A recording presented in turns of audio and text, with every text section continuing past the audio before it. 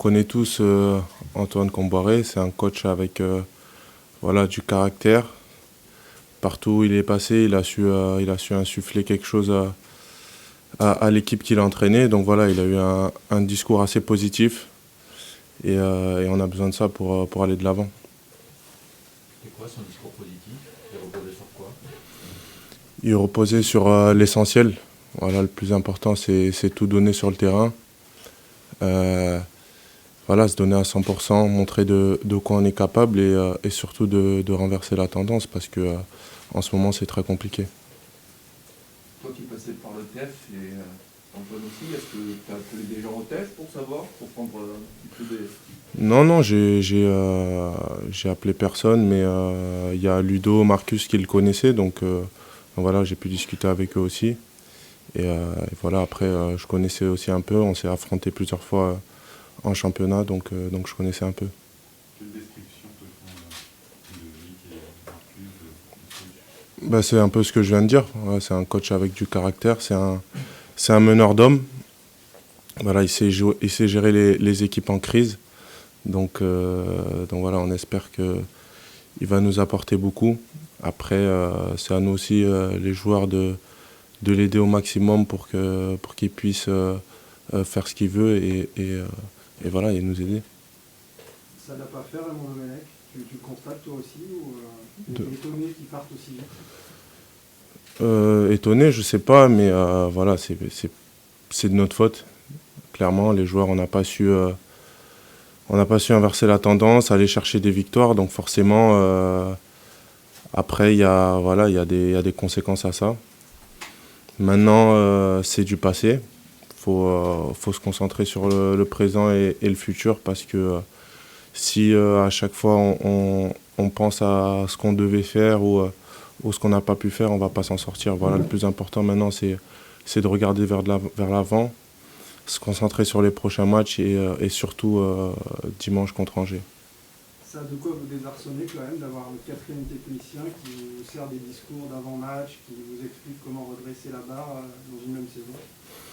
C'est sûr que c'est pas évident, mais après, on peut s'en prendre qu'à nous-mêmes. Forcément, quand sur le terrain on n'est pas performant, il y a des conséquences derrière. C'est à nous maintenant de nous adapter, de prendre conscience des choses et de montrer un visage complètement différent dès dimanche. C'est étonnant que la prise de conscience, quand tu dis c'est à nous de prendre conscience des choses, que la prise de conscience n'ait pas eu lieu plus tôt, parce que ça fait plusieurs semaines et les changements de coach auraient dû favoriser ça. Ouais, je suis d'accord avec vous. Après, c'est pas sur un aspect technique, tactique ou physique. Je pense que le problème qu'on a, c'est au niveau du mental. Faut qu'on arrive à prendre les matchs par le bon bout et voilà, se concentrer sur l'essentiel. L'essentiel, c'est tout donner sur le terrain, avoir un bloc compact, bien défendre pour pouvoir bien attaquer, tout simplement. Est-ce qu'il y a de la colère dans le groupe? Parce que vous avez un discours volontaire les uns les autres dans les conférences de presse, mais je ne sens pas particulièrement de colère ou de révolte d'être humilié comme ça. Si, moi, je suis en colère parce que voilà, faire 16 matchs sans victoire, c'est catastrophique et on n'a pas le droit, le FC Nantes, à ce niveau-là, de produire ça. Donc tout le monde a un sentiment de colère, moi en particulier. Et je sais qu'il faut qu'on réagisse parce que de toute façon, on n'a pas le choix. Il reste combien de matchs? 14 en championnat. Il reste 14 matchs en championnat, donc c'est 14 finales.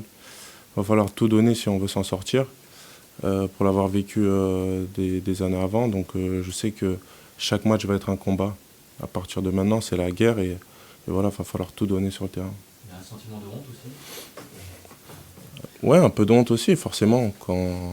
Personnellement, comme je suis un compétiteur, j'ai envie de gagner. Et quand ça se passe pas comme prévu et que voilà, on est un peu humilié, forcément, il y a un sentiment de honte. Alban, toi, tu regardes ça finalement de loin. Est-ce que tu te sens parfois impuissant? Parce que même tu peux donner de la voix, mais tu es sur ta ligne et tu regardes des fois l'équipe prendre l'eau. Est-ce que tu as ce sentiment d'impuissance parfois pendant les matchs? Non, je fais partie de l'équipe. Quand l'équipe joue mal, je joue mal aussi. Après, c'est sûr que le poste de gardien de but est un peu différent. Mais je fais partie de l'équipe, je suis concerné à 100% et voilà, j'ai pas cette impression-là parce que je fais partie de l'équipe tout simplement. Je dis que le problème est mental, mais comment changer ça, puisque vous êtes un peu plombé là, par ces 15 matchs sans succès. Bah, comment changer ça, ça fait partie de notre travail au quotidien. On doit s'entraîner à 300%, euh, être assidu et écouter ce que nous demande le coach. Voilà ça. Pardon, excuse-moi. Hier, le coach, dans sa première déclaration, a eu des mots assez durs envers les joueurs. Il a dit qu'ils étaient nuls, mauvais. Comment on réagit en tant que joueur quand le coach a ces mots très durs Bah, il ne pouvait pas dire autre chose. Avec ce qu'on propose, on a ce qu'on mérite. Maintenant, c'est à nous de le prendre du bon côté aussi, de se servir de ça pour lui montrer qu'on est capable de faire de très bonnes choses. Mais voilà, après, ça sert à rien de le dire maintenant. Il faut le montrer sur le terrain, tout simplement. Vous avez dit quoi, ces premiers mots, pendant les premiers entraînements, les premières rencontres? Quels ont été les premiers mots, les premières discussions? Là, hier, on a eu un entraînement avec des groupes différents parce qu'il y a eu match mercredi. Mais voilà, il a mis beaucoup de dynamisme, de l'intensité et voilà, de l'impact dans les duels. Ce qu'on a besoin, tout simplement. Après, comme j'ai dit avant, on a eu des coachs avant lui, ça n'a pas marché. Maintenant, on sait que ça passe par nous. Si on ne met pas ce qu'il faut sur le terrain, même s'il il a beau nous dire beaucoup de choses, si on ne met pas ce qu'il faut, c'est sûr que ça ne va pas fonctionner. Faut qu'il y ait un bon mélange entre lui et nous. Et je suis sûr que si ça fonctionne comme ça va bien se passer. Tu disais, je suis en colère, on n'arrive pas à prendre les matchs par le bon bout. C'est quoi? Vous n'êtes pas assez responsable sur le terrain ou en dehors? Vous n'êtes pas assez autonome? Qu'est-ce qui cloche outre le mental? Non, je ne parle pas en dehors, je parle sur le terrain. On doit garder une certaine agressivité, de l'intensité sur le terrain. C'est pas parce qu'on prend un but qu'il faut s'arrêter de jouer, il faut continuer. On sait que un match peut se renverser rapidement. Donc voilà, faut garder cette mentalité de guerrier qui va nous permettre de nous maintenir. Tu sens clairement que la méthode Comboiré est très différente de ce que vous avez connu cette saison? Oui, elle est totalement différente des autres coachs. Sans rentrer dans les détails, voilà, c'est autre chose. Et je pense que c'est ce qu'on avait besoin pour redresser la barre. C'est l'homme de la situation. Je pense, j'espère en tout cas. De toute façon, Oui.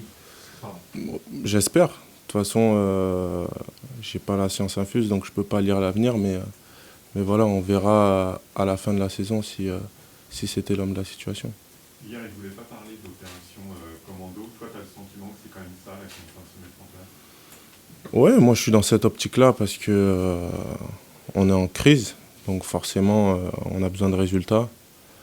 On sait qu'il reste plus énormément de matchs, donc voilà, c'est une opération commando tout simplement. Il va falloir se bouger et on sait que voilà, maintenant le temps est compté. Il va pas falloir regarder les autres équipes. Il va falloir se concentrer sur nous-mêmes et produire quelque chose de décent. Comme il n'y a pas non plus beaucoup de temps, ça doit fonctionner dès dimanche à Angers.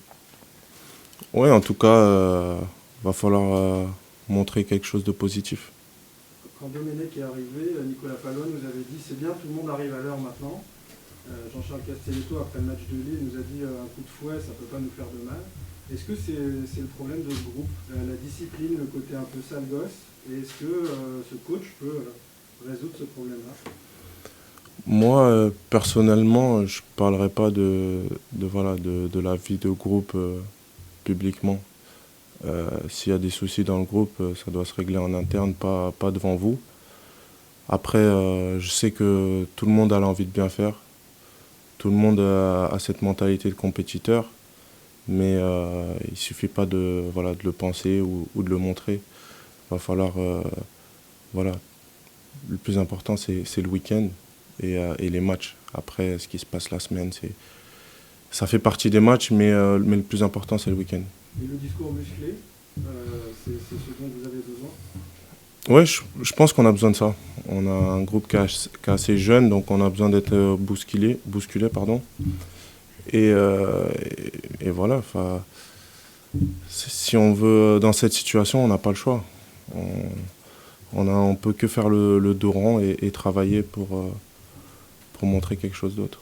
En peu, ça laisse penser que Raymond Domenech vous bousculez pas assez.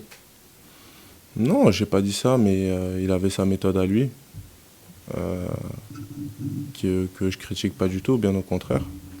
C'est un coach qui a beaucoup d'expérience et qui nous a apporté aussi beaucoup, mais c'est vrai qu'avec Antoine Comboiré, c'est autre chose au niveau du management et, euh, et dans l'agressivité, tout ça. Et il nous apporte, j'espère qu'il va nous apporter ça, de l'assiduité dans tout ce qu'on fait. Et comme j'ai dit avant, on a besoin de ça. Alban, est-ce que sur les 2 derniers coachs, que ce soit Christian Gourcuff ou Raymond Domenech, c'était des entraîneurs assez âgés, est-ce que le fossé générationnel a fait que le discours n'a pas forcément pris? Est-ce qu'on peut l'expliquer aussi comme ça, avec ce groupe qui est jeune? Je sais pas, mais au début avec Gourcuff, ça se passait plutôt bien, donc je pense pas. Je pense pas que ce soit une question de génération ou autre chose. C'est juste une question de mentalité. Et des fois, dans le foot, il y a des choses qui s'expliquent pas.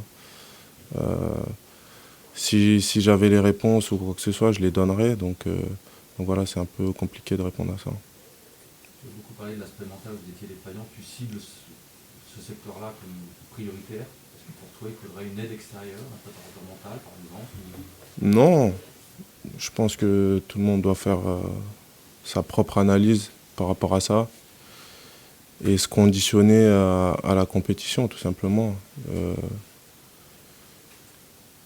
La compétition, c'est l'exigence, pardon, et l'assiduité à l'entraînement. Si on arrive à mettre tous ces facteurs dans le même sens, on réussira à avancer, j'en suis sûr.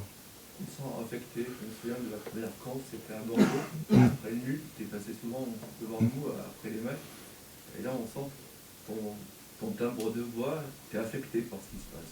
Ouais, forcément, je suis à 100% avec le club et j'ai pas envie que le pire nous arrive, donc forcément je suis touché.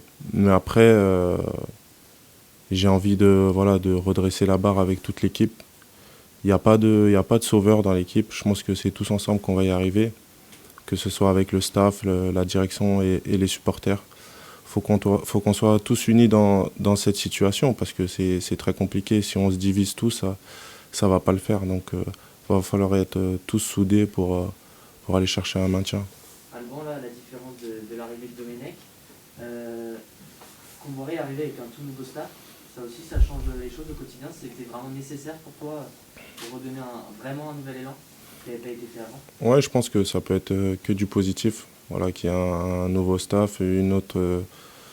Ça change complètement les habitudes, donc forcément, on commence sur une page blanche, j'ai envie de dire. Donc voilà, maintenant les cartes sont entre nos mains, on a plus d'excuses entre guillemets, donc on doit se servir de ça pour avancer. Il y a avec le nouveau coach, l'heure c'est l'heure.